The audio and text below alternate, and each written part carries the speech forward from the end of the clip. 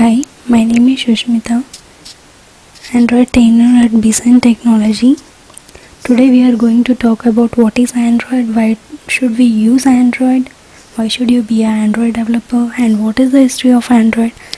Without knowing this, I don't think we can start the Android. We can start, but still it does not make sense, right? Yeah.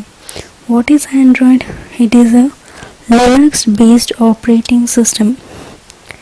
So is it only for mobile? Definitely no.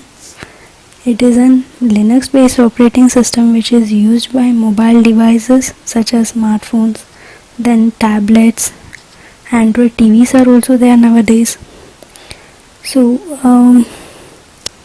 Android is a operating system which is used by devices like TV, mobile, tablets, etc. So now my next question was, as an Android developer, you should first know why you should be choosing Android. As I said, Android is an open source and it has large developers community.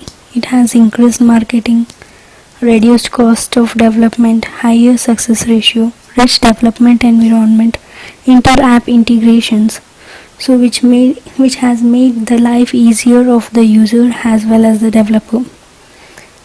So now coming to the history of Android.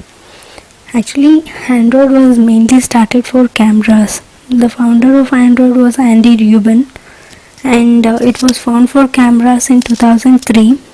Since it did not work out well, it was sold to Google in 2005. Google announced app launch in 2007. First mobile app with Android operating system was HTC, and Google is responsible for the Android versions, and OHA, Open Handset Alliance, is responsible for mobile support. Android is an open source. It can be developed by other languages also. So standard language, still last year it was Core Java and now it is Kotlin, and anyway we'll be using Core Java throughout our tutorial, and XML for designing. Why the name Android came?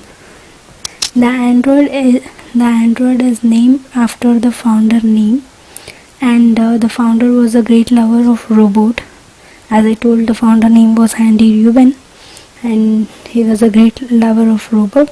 That is where the name Android originated from. Thank you.